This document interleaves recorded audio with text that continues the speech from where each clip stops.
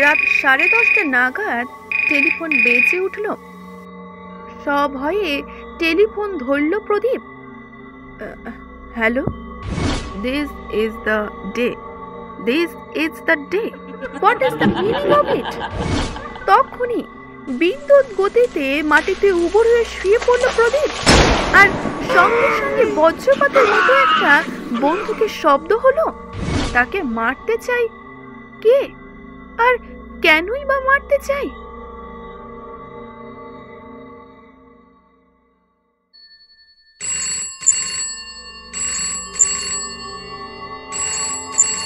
Telephone তুলতেই একটা গম্ভীর গলা শোনা যাচ্ছে। 6491, 6491, 6491।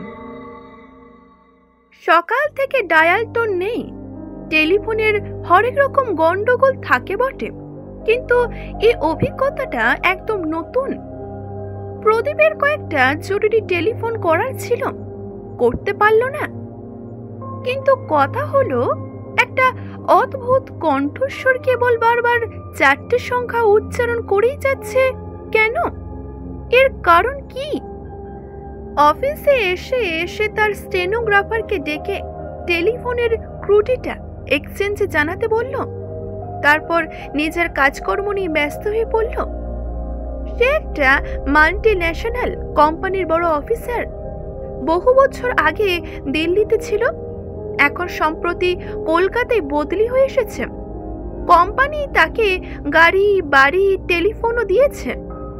তার আগে এই পদে ছিলেন কুরুপ্পু নামে দক্ষিণ ভারতের একজন লোক। তিনি রিটায়ার করে দেশে গিয়ে ফুলের চাষবাস করছেন। প্রদীপ শুনেছিল তিনি খুব দক্ষ এবং অভিজ্ঞ মানুষ ছিলেন। দুপুরে লাঞ্চের আগে এসে একটা পার্টিকে একটা বকেয়া বিলের জন্য তাগাদা করতে টেলিফোন তুলে ডায়ালের প্রথম নম্বরটার বোম টিপতেই আচমকা সেই উদাসীন গম্ভীর কণ্ঠস্বর শুনতে পেল। সেই একইভাবে বলে চলেছে 6491। অবশ্য কণ্ঠস্বর তারপরই থেমে গেল। প্রদীপ খুবই অবাক হয়েছিল। সামনে নিয়ে বাকি নম্বর ডায়াল করতে রিং বাজলো এবং ওপাশে একজন ফোনও ধরল। প্রয়োজনীয় কথা সেরে নিয়ে প্রদীপ খুব চিন্তিতভাবে অফিসের ইলেকট্রনিক টেলিফোনটার দিকে চেয়ে রইল। এই ফোনেও কণ্ঠস্বরটা এলো কি করে? এসব কি হচ্ছে কি? কলকাতার বাড়িতে প্রদীপের আত্মীয় স্বজন কেউ নেই। তার মা, বাবা, বোন, ভাই সবই দিল্লিতে থাকে। সে বিয়ে করেনি, একাই থাকে। আছে একজন রান্নার জন্য রাঁধুনি, আর ঘরদোর সাফ করা, বাসন মাজা ও কাপড় কাচার জন্য ঠিকই একজন কাজের মেয়ে আছে। তারা অবশ্য কেউ বাড়িতে থাকে না। কাজেই আলিপুরের সেই নির্জন অভিজাত পাড়ায় 3 তলার মস্ত ফ্ল্যাটে প্রদীপ সম্পূর্ণ একা। তবু প্রদীপ হঠাৎ ফ্ল্যাটের নম্বর ডায়াল করলো এবং শুনতে পেল ওপারে রিং হচ্ছে। মাত্র 3 বার রিং বাজতেই কে যেন ফোনটা ওঠালো, কিন্তু কথা বলল না। প্রদীপই তাই বলল, হ্যালো, হ্যালো। কেউ জবাব দিল না। কিছুক্ষণ পর ফোনটা কেউ আস্তে নামিয়ে রাখলো। দুপুর বেলাতেও প্রদীপের শরীর হিম হয়ে এলো। এসব কি হচ্ছে তার সাথে? যদি রং নম্বরই হয়ে থাকে তাহলেও তো ওপাশ থেকে কেউ না কেউ সাড়া দেবে।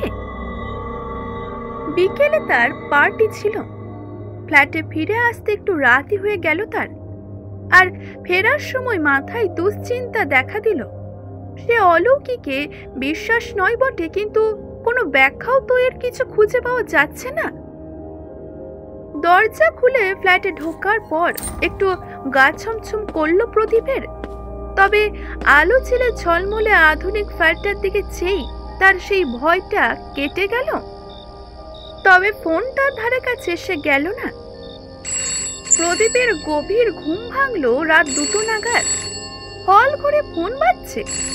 ঘুম চোখে সে তড়াক করে লাফিয়ে ওঠে। দিল্লিতে মা বাবার শরীর খারাপ হলো না তো? তাড়াতাড়ি উঠে প্রদীপ ফোনটা রিসিভ করলো, আর রিসিভ করতেই তার গা শিউরে উঠল। আবার সেই গলা, আবার সেই গম্ভীর গলায় বলে চলেছে, 6491 6491 6491। ফোনটা রেখে দিল সে। বাকি রাতটা আর ঘুম হলো না। বিছানায় এপাশ আর একবার ওপাশ করে সে কাটিয়ে দিল। কলকাতার টেলিফোন ব্যবস্থা যে খুব খারাপ তা প্রদীপ জানত। সকালবেলা ব্রেকফাস্টের সময় টেলিফোনটা বেজে উঠতেই প্রদীপ তখন চমকে উঠল। টেলিফোন সে ধরল। তখন একটি অমায়িক কণ্ঠস্বর বলে উঠল, হ্যালো স্যার, আপনি টেলিফোন খারাপ বলে কমপ্লেন করেছিলেন কাল, কিন্তু আমরা টেস্ট করে দেখেছি যে আপনার এই লাইনে তো কোনো গন্ডগোলই নেই, লাইন তো একদম চালু আছে। প্রদীপ বলল, কিন্তু আমি যে টেলিফোনে একটা অদ্ভুত গলা শুনতে পাচ্ছি। আগে স্যার, হয়তো ক্রস কানেকশন হয়ে গিয়েছিল কোনো রকম ভাবে। আমাদের যন্ত্রপাতি সব বহু পুরনো কিনা, তাই মাঝে মাঝে ওরকম হয়। আপনি ডায়াল করে দেখুন, এখন লাইন ঠিক আছে। লোকটা কানেকশন কেটে দেওয়ার পরই ডায়াল টোন চলে এলো এবং অফিসের নম্বর ডায়াল করতে লাইনও পেয়ে গেল প্রদীপ। ফোনটা স্বাভাবিক হলো বটে, কিন্তু প্রদীপের মাথা থেকে সেই 6491 গেল না। কাজকর্মে তেমন মনও বসলো না তার। বিকেলের দিকে কয়েকটা চিঠি সই করতে গিয়ে হঠাৎই চিঠির ওপরে টাইপ করা রিকটা দেখে সে একটু চমকে উঠল। 2491, অর্থাৎ 91 সালের 2 এপ্রিল। 6491 মানে কি এপ্রিলের 6 তারিখ? মাথাটা তার কেমন যেন আবার করে উঠল। কাজেই অফিস থেকে বেরিয়ে সে গেল একটা ক্লাবে টেনিস খেলতে। তারপর একটা হোটেলে রাতে খাবার খেয়ে ফ্ল্যাটে ফিরে এলো। টেনিস খেলার ফলে খুবই ক্লান্ত হয়ে গিয়েছিল। শোয়ার আগে সে সভয়ে টেলিফোনটার দিকে চেয়ে রইল। দিল্লিতে ফোন করে মা বাবার একটা খবর নেওয়া দরকার। ফোন করাটা উচিত হবে কি? যদি আবার না, ফোন তুলে ডায়াল টোনটাই পাওয়া গেল। দিল্লি থেকে মা বাবা ভাই ও বোনের সঙ্গে বেশ কিছুক্ষণ কথা বলে মনটা হালকা হলো প্রদীপের। 3-4 দিন আর কোনো অস্বাভাবিক ঘটনা ঘটেনি। টেলিফোনও স্বাভাবিক ছিল।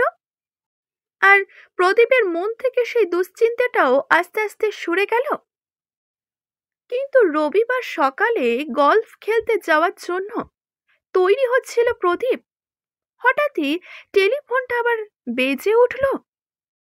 প্রদীপও অন্যমনস্কভাবে টেলিফোনটা ধরল।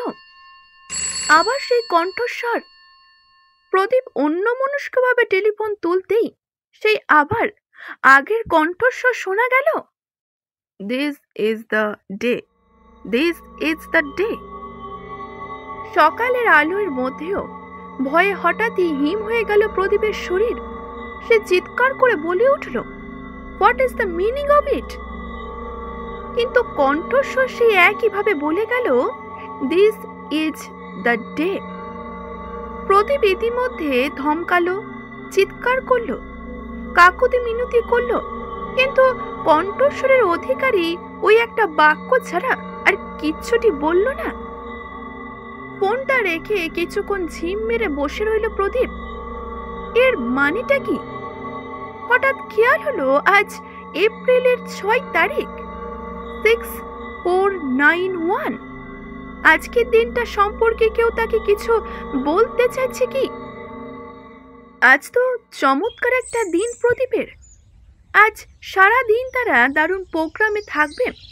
তাদের অফিসের সবচেয়ে বড় ক্লায়েন্ট মান্টু সিং সরখেলিয়ার আমন্ত্রণে তারা আজ যাচ্ছে কলকাতার বাইরে দিল্লির হাইওয়ের কাছে সরখেলিয়ার বিশাল বাগান বাড়িতে। সকালে সেখানে গলফ আর টেনিসের আয়োজন। সকাল থেকে একদম রাতে ডিনার সেরে বাড়ি ফেরা হবে। এমন চমৎকার মজার ভরা দিনটা নিয়ে চিন্তা করার কি বা আছে? ফুরফুরে হাওয়ায় হাওয়া ব্রিজ পেরিয়ে দিল্লি রোড হয়ে সরখেলিয়ার বাগান বাড়িতে পৌঁছানোর সময় দুশ্চিন্তাটা একদম উবে গেল প্রদীপের। অনেক অতিথি সেখানে এসেছে, হাসি হট্টগোলও চলছে। সরখেলিয়ার খামারের পাশেই গল্ফের একটা বিশাল মাঠ, সেখানে অনেক ঝোপজঙ্গল আছে, অনেকে খেলোয়াড় এসেছে। সেখানে খেলতে খেলতে দুশ্চিন্তাটা চলেই গেল প্রদীপের। বলটা একটা হঠাৎই ঝোপের জঙ্গলের মধ্যে গিয়ে পড়েছিল। প্রদীপ বল খুঁজতে সেখানে ঢুকলো। জায়গাটা যেন অন্ধকার, কিন্তু জঙ্গলটা এমন জায়গায় যে গর্ত পর্যন্ত যেতে হলে এই জঙ্গলটি পেরোতেই হবে। সেই জঙ্গলে বলটা খুঁজতে খুঁজতে হঠাৎই সেখানে একটা কণ্ঠস্বর শুনতে পেল প্রদীপ। হ্যাঁ, এ তো সেই কণ্ঠস্বর। সে বলে চলেছে, দিস ইজ দ্য ডে। কোথায় একটা ক্লিক করে শব্দ হয়ে উঠল। হঠাৎই প্রদীপের ষষ্ঠ ইন্দ্রিয় যেন সজাগ হয়ে উঠল। তখনই বিদ্যুৎ গতিতে মাটিতে উবর হয়ে শুয়ে পড়ল প্রদীপ, আর সঙ্গে সঙ্গে বজ্রপাতের মতো একটা বন্দুকের শব্দ হলো। গাছের গোটা কয়েক ডাল প্রচন্ড শক্তিশালী বুলেটের ঘায়ে ভেঙে পড়ল। তারপরই একজন পালিয়ে যাওয়ার শব্দ উঠল। প্রদীপ যখন উঠে বসল তখন খানিকটা হতভম্ব হয়ে গিয়েছিল সে। চারিদিক দেখল, কেউ তাকে মারবার চেষ্টা করছিল, কিন্তু খুবই সামান্যর জন্য সে বেঁচে গেছে। উঠে গায়ে ধুলো টুলো ছেড়ে চারিদিক দেখল সে। তাকে মারতে চাই কে, আর কেনই বা মারতে চাই? বন্দুকের শব্দ শুনে কেউ তো ছুটে এলো না। সারাদিনটা এমনই অন্যমনস্কভাবে কেটে গেল প্রদীপের। ঘটনাটার কথা সে কারোর কাছে প্রকাশ করল না। রাতে বাড়ি ফিরে সে টেলিফোনটা দিকে চেয়ে রইল কিছুক্ষণ।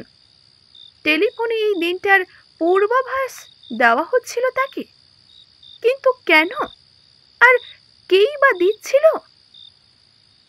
রাত 10:30 নাগাদ টেলিফোন বেজে উঠল। সভয়ে টেলিফোন ধরল প্রদীপ। হ্যালো। ওপাশ থেকে একটি ভরাট গলা তার নম্বরটা উচ্চারণ করে ইংরেজিতে জিজ্ঞাসা করল, এই নম্বরটা তো? হ্যাঁ, আপনি কে? আমি কুরুপ্পু। আপনি কে? আমি প্রদীপ রায়। ও হ্যাঁ, আমি আপনার নাম জানি। দিল্লিতে ছিলেন? শুনুন, জরুরি কথা আছে আপনার সাথে। সরখেলিয়ার 1,24,00,000 টাকার একটা বিল আছে। আপনি কি সেটা পাশ করে দিয়েছেন? আগে না, বিলটা একটু ইরেগুলার, তাই ক্লারিফাই করার জন্য ডিপার্টমেন্টকে বলেছি। খুব ভালো কথা। ওই বিলটা একদম জালি, কিন্তু বিলটা আটকালে আপনার বিপদ হতে পারে। সরখেলিয়া বিপজ্জনক লোক। হ্যাঁ, বোধ হয় আপনি ঠিকই বলছেন। আজ আমাকে খুন করার চেষ্টা করা হয়েছিল। হ্যাঁ, এরকম ঘটনা আরও ঘটতে পারে আপনার সাথে, কিন্তু ভয় পাবেন না। টেলিফোনটার দিকে মনোযোগ থাকবেন। এইবার প্রদীপ চমকে উঠে বলল, হ্যাঁ, টেলিফোনেও একটা অদ্ভুত কাণ্ড হচ্ছে। কুরুপ্পু স্নিগ্ধ গলায় বলে উঠল, জানি মিস্টার রায়, ভূত মাত্রই যে খুব খারাপ তা নয়। অন্তত ওই ফ্ল্যাটটায় যে থাকে সে খুবই বন্ধুভূত। তাকে অবহেলা বা উপেক্ষা করবেন না, আবার ভয়ও পাবেন না। তাহলে নিরাপদে থাকতে পারবেন। বিপদের আগে সে সাধারণত সাবধান করে দেয়। আমাকেও দিত। তার পরামর্শে আমি রিটায়ার করে ফুলের চাষে মন দিই। আচ্ছা, গুড নাইট। প্রদীপ হাতে স্তব্ধ টেলিফোনটার দিকে হাঁ করে চেয়ে রইল। এখানে শেষ করছে আজকের এই গল্পটি। আজকের এই গল্পটা যদি ভালো লেগে থাকে অবশ্যই একটা লাইক করবেন, শেয়ার করবেন এবং কেমন লাগলো জানাতে ভুলবেন না। ধন্যবাদ।